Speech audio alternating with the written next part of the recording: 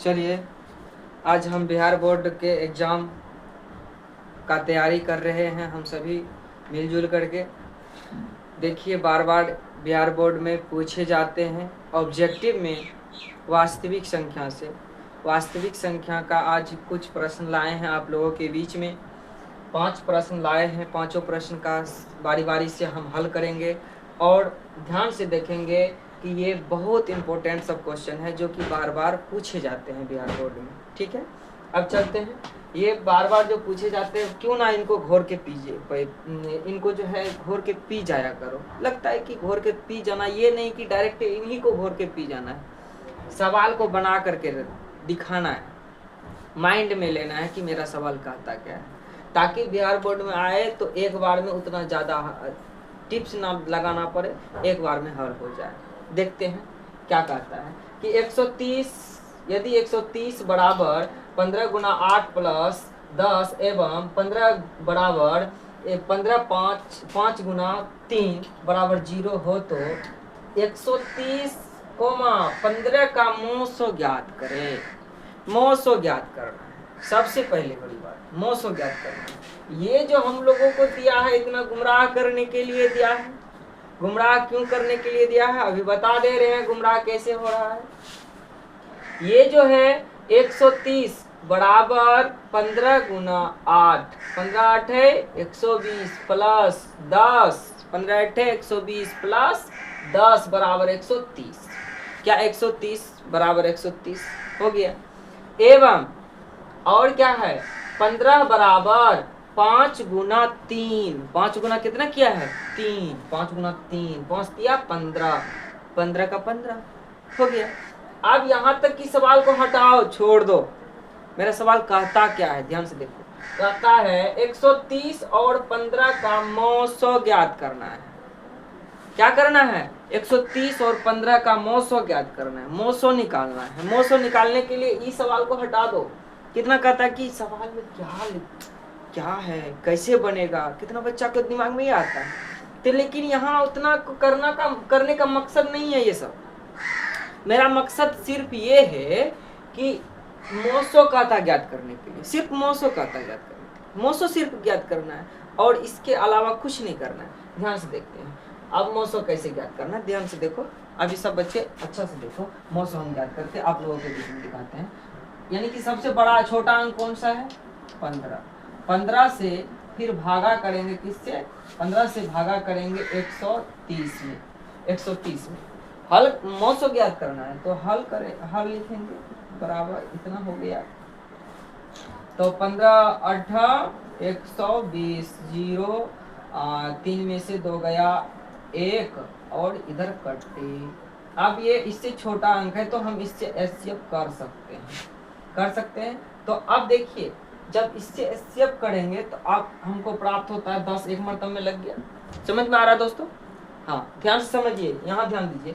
110 आ गया और 5 मरतब में आया 110, इधर आया फिर जा करके 5 दूनी 10। ये हमारा एचसीएफ कितना ज्ञात हो गया, एचसीएफ कितना ज्ञात हो गया 5। मेरा एचसीएफ कितना ज्ञात हो गया 5। ऑप्शन में देखेंगे 5 है कि नहीं, मेरा ऑप्शन में 5 है, यहाँ पे टिक आ जाए। देखिए सवाल इतना दिया है, इससे हमको मतलब नहीं है। मेरा सवाल कहता क्या है एचसीएफ निकालने के लिए, तुम इससे इसको एचसीएफ कर देंगे, बस मेरा सवाल आई बात समझ में। चलिए जल्दी से ये नोट कर लीजिए। बस समझ में आ गया तो लाइक करें, नहीं समझ में आया तो फिर से हम बता दे रहे हैं आगे। चलिए ठीक है, अगला देखिए। अगला सवाल है आप लोगों के बीच में, 2 लगातार विषम संख्याओं का मोसो होता है। ध्यान से सुनिए, बहुत आसान सवाल है, नहीं तो यदि छूटा तो समझ लो बिहार बोर्ड में एग्जाम लिखने के लिए जाओगे तो वहां कपार पे हाथ रख करके कहना कि हमसे नहीं हुआ सर, है ना। वो सबको बात को हटा करके ध्यान दीजिए। यहाँ पर कहता है 2 लगातार विषम संख्याओं का, विषम संख्या। अच्छा ये तो बन गया। या यहाँ दूसरा नंबर का टिप्स लेते हैं, ये 1 नंबर का था, ये दूसरा नंबर का टिप्स लेते हैं। अब यहाँ कहता क्या है, कहता है 2 लगातार है तो विषम संख्या पहले हम लेते हैं विषम संख्या 1 1 3 3 तो विषम संख्या ना, पहले हम बचपन में पढ़े थे, अभी भी पढ़ रहे हैं। जैसे कि सम संख्या किसको कहते हैं? जो दो से पूरी तरह क्या हो जाते हैं? विभाजित हो जाते हैं, दो से पूरी तरह भाग लग जाते हैं, उसी को हम क्या कहते हैं? सम संख्या कहते हैं। अब विषम संख्या किसको कहते हैं? जो दो से पूरी तरह भाग न लगे।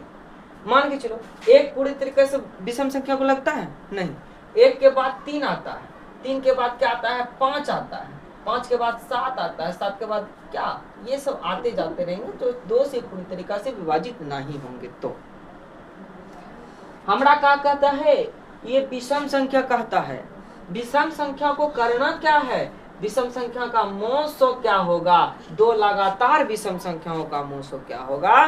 तो हमको करना है दो लगातार, एक ये लगातार हो गया, एक के बाद फिर 5 आ गया, ये दोनों लगातार, ये बारी बारी से लगातार में आते जाते हैं। तो हम करेंगे क्या? 1 और फिर 3 का मोसो ज्ञात करेंगे। लगातार कहता है लगातार, 1 और 3 का मोसो ज्ञात करेंगे। तो हम ज्ञात कर लेते हैं 3 मरतब में, खत्म। यानी HCF कितना हो गया? 1 आता है, HCF 1 आता है। चलिए अभी भी समझ में नहीं आया, 1 मार देंगे, 1 यहाँ पर टिक आ जाएगा। विषम संख्याओं का मोसो क्या होता है? 1 आता है, विषम संख्याओं का मोसो मार दिया। लेकिन और इसमें यदि समझ में नहीं आया तो और एक बात लेते हैं, इसी से फिर 3 से लगातार विषम संख्या कौन सा आता है? 5 आता है। 3 से 5, एक बार ये भी करके दिखा देते हैं। 5 कितना से? 3 से, 3 एकम 3 और क्या हो जाएगा? ये 2, ये 2 बचा, फिर इसको इधर लाएंगे, फिर कितना होगा? 2 मरतब में ये 1 आएगा, 1 यहाँ से क्या आएगा? 1 मरतब में आया था ना, सॉरी 1 मरतब में आया था। चलो 2 इधर क्या हो जाएगा? 2 मरतब में क्या आया कि नहीं आया? विषम संख्या का लगातार दो विषम संख्याओं का मोसो होगा 1, हमेशा याद रखना। प्रश्न वहां पर निकाले पूछेगा तो भी क्या करना है? आप लोगों को दिमाग शांत करके रखना है। वहां पर पे दो विषम संख्याओं का मोसो हमेशा क्या होता है? 1 मार देना है। आ गई बात समझ में? जिसको समझ में नहीं आया एक बार और सुने। लगातार का मतलब होता है बारी बारी से। 3 के बाद क्या होता है? 5 विषम संख्या है, इसमें से इसको क्या करना है? क्या करना है? तो महत्तम निकालना है, भागा देना है। महत्तम निकालेंगे तो हमारा 1 प्राप्त होगा। और इसी पर एक सवाल और बनता है, अब कह देगा कि 2 लगातार सम संख्याओं का मोसो होता है। ये तो विषम संख्या था, अब 2 लगातार सम संख्याओं का मोसो होता है। अब मोसो सम संख्याओं का मोसो, सम संख्या क्या कहते हैं? 2 कहते हैं, 4 कहते हैं, 6 कहते हैं, 8 कहते हैं, अंततः ढेर सारे मोसो विषम संख्या। ठीक है, अब 2 लगातार विषम संख्या को लेते हैं। लगातार विषम संख्या किसको कहेंगे? लगातार विषम संख्या जैसे 2 भागा फिर 4 करेंगे, 2 दमम 2 दुम 4 क्या 2 आया। यानी 2 लगातार विषम संख्या का मोसो हमेशा 2 होता है। 2 लगातार विषम संख्या का मोसो 1 होता है, हमेशा 2 लगातार सम संख्या का मोसो 2 होता है। अब नहीं दिक्कत, इसमें इस सवाल में दिक्कत नहीं होगा। आ गई बात समझ में? चलिए आगे बढ़ते हैं। अगला सवाल है, देखते हैं। डस्टर होगा, डस्टर तो हाँ। अगला सवाल है तीसरा नंबर में। अब तीसरा नंबर सवाल है, तीसरा नंबर कहता है कि यदि भाग एल्गोरिथम, यानी यदि भाग एल्गोरिथम इतना a बराबर b क्यू प्लस r, समझ में आ गया? देखिए कहता है कि एल्गोरिथम a बराबर b क्यू प्लस r में b बराबर 61। देखिए हम पहले क्या करेंगे? हल करेंगे, इस सवाल को हल करेंगे। कितना नंबर का है? 3 नंबर लिख देंगे, हल करेंगे। इस सवाल को हल करते हैं। देखिए कहता है कि b बराबर 61, यहाँ b बराबर 61 है, q बराबर 27, r बराबर आर बराबर आर बराबर आर बराबर आर बराबर मेरा है कितना 32। आर बराबर 32। किसी को दिक्कत यहाँ तक? आप क्या कहता? ए बराबर कितना होगा? ए बराबर वाट। ए बराबर क्या दिया है? वाट। पूरा आसान है। क्या है? पूरा आसान है, खाली समझने की प्रक्रिया है। अच्छा, चुटकी बजाओ उड़ेगा। कैसे उड़ेगा? ध्यान से देखो। हम एल्गोरिथम पढ़ा रहे थे, वहां पर ए बराबर बी क्यू प्लस आर सूत्र बैठाए थे। हाँ, बैठाए थे। ए बराबर बी का मान कितना था? 61 गुनी क्यू का मान कितना है? 27 प्लस आर का मान कितना है? 32। और कुछ है? नहीं है। अब क्या करना है? जब वहां तक नहीं है, अब कुछ भी नहीं है, अब इसके साथ क्या करना है? सबको गुणा करना है। गुणा करेंगे 61 गुनी 27 करेंगे। 61 गुनी 27 करेंगे तो पहले हमको करना क्या है? 61 गुनी 27 करना है। 61 गुनी कितना करना है? 27 करना है। तो अब 7 ते कम 7 और 7 छाके 42 का 2, बाकी 42 का 42 है। 7 ते कम 7, 7 छाके 42 कम 42 है। किसी को दिक्कत नहीं है? अब देखिए, अब यहाँ पर फिर से क्या करेंगे? एक अंक को छोड़ देंगे, यहाँ पे कट्टे दे देंगे। 2 एकम 2, 6 दूना 12, 7 एकम 7, 2 2 4, 4 2 6, 1 एकम 1, 1657, 1647। यहाँ लिखेंगे 1647 प्लस में कितना है? 32। अब ये दोनों को जोड़ देंगे। 7 2 9 को 0, 7 2 9, 9 का नहीं हो। अब होता है 4 3 7 एकम 7, 16 एकम 16, 779 होता है। 779। अब 779 होता है, मेरा आंसर करेक्ट क्या हो जाएगा? 779। यहाँ पर आंसर है 779। अब इसमें और देखिए फंसने की प्रक्रिया और क्या है? इसमें दिया रहेगा ए बराबर बी क्यू प्लस आर देता है। अब कुछ में दे देगा, ए का मान दे देगा, बी का मान, ए का मान कुछ दे देगा, बी का भी मान कुछ दे देगा, प्लस आर का मान, क्यू का मान भी कुछ दे देगा, क्यू का मान भी कुछ दे देगा। प्लस में कहेगा कि आर का मान ज्ञात करने के लिए अब क्या होगा? ये भी सटीक परिभाषा है, इसी पर बैठाना है। बैठाना कैसे है बता दे रहे हैं। क्यू बराबर हमारा 5 ले लिया। आर बराबर कहता है निकालने के लिए। क्या कहता है? आर बराबर कहता है निकालने के लिए। तो हम आर बराबर निकाल लेते हैं। आर बराबर निकालेंगे, कहेंगे क्या? अब ए बराबर बी, ए बराबर 5 दिया है, तो हम यहाँ पर सूत्र पर लिख लेंगे ए बराबर बी क्यू प्लस आर। ए का मान हमारा कितना है? 5 दिया है, प्लस में बराबर में बी का मान दिया है हमारा 4 गुनी आर का मान दिया है 5 प्लस क्यू का मान दिया है 5, आर का मान नहीं दिया है तो आरे रखने देते हैं। अब देखते हैं 5 चौकम 20, ये 20 हो जाएंगे, 20 प्लस आर हो जाएंगे। इधर प्लस में है, इधर आएगा तो माइनस में हो जाएंगे। 5 माइनस 20 हो जाएंगे। कितना हो गया? प्लस आर हो गया। इसमें से इसको घटाओ, कितना हो जाएगा? 15 हो जाता है, माइनस 15 हो जाता है। आर बराबर कितना हो जाता है? माइनस 15 हो जाता है। यहाँ तक दिक्कत नहीं ना? इसी प्रकार से घुमा फिरा करके सवाल देगा, किसी का मान दे देगा 61 रहेगा, यहाँ पर नहीं हो रहेगा तो पर भी दे देगा, किसी एक का मान कह देगा निकालने के लिए। तो इसमें किसी को डाउट है? नहीं है। डाउट नहीं है तो चलो आगे बढ़ाते हैं, आगे की ओर चलते हैं। देखो ये सब सवाल बार बार बिहार बोर्ड में पूछे जाते हैं, इसीलिए हम जो है आप लोगों के बीच में YouTube के माध्यम से हम आप लोगों को ये सवाल सरलतम रूप से आप लोगों को बता दे रहे हैं, ताकि बिहार बोर्ड में दिक्कत ना हो। चलिए अब चौथा नंबर सवाल, ना कुछ देखते हुए चौथा नंबर सवाल बताते हैं। चौथा नंबर सवाल में कहता है कि यदि क्यों एक धनात्मक पूर्णांक है।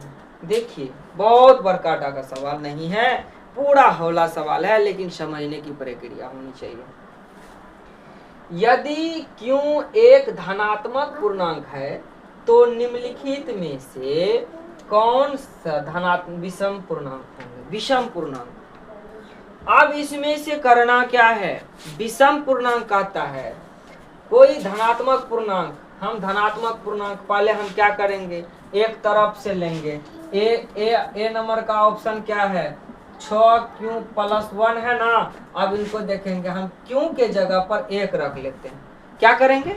Q के जगह पर हम क्या करेंगे? 1 रखेंगे। 1 रखने की बात को देखते हैं। Q के जगह पर हम 1 रखते हैं। 6 गुनी Q को हम क्या दिए थे? 1 दिए थे। 6 को Q को क्या दिए थे? 1 दिए थे। 1 बराबर हमरा क्या था? प्लस 1 प्लस 1 है, प्लस 1। क्या ये हमारा विषम संख्या होता है? देखते हैं। 6 गुना 1 करेंगे, 6 प्लस में 1 बराबर 7। ये हमारा क्या होता है? 7 क्या है? विषम संख्या है। 7 क्या है? विषम संख्या है। ये हमारा ऑप्शन सही हो जाएगा ए। अब कहेगा कि और सर जी ट्राई कीजिए, और ट्राई कीजिए। देखते हैं और ट्राई करके देखते हैं। और देखो 6Q+2 Q के जगह पर हम क्या रखेंगे? 1 रखेंगे, +2 करेंगे। कितना होगा? 6 गुना 1 6 प्लस में 2 बराबर 8। क्या ये विषम संख्या है? 8 नहीं है, ये सम संख्या है, ये नहीं होगा। प्लस फिर 6 गुना 1 + 4 बराबर क्या हो जाएगा? 6 + 4 क्या है? 6 + 4 क्या हो जाएगा मेरा? 10। विषम संख्या है? नहीं है, क्योंकि ये सम संख्या है, इसमें किसी को दिक्कत नहीं है। फिर जाकर के यहाँ 6 + 6 करेंगे, क्या 12 विषम संख्या है? नहीं है, क्योंकि ये सम संख्या 2 से पूरी तरीका से विभाजित होने वाली है संख्या। आई बात समझ में? चलिए, ऐसा भी सवाल कोई कुछ भी आए, सम संख्या और विषम संख्या कुछ भी आए तो हम निकाल लेंगे, किसी को दिक्कत? चलिए आगे बढ़ते हैं। आगे की और लास्ट सवाल है आप लोगों के बीच में।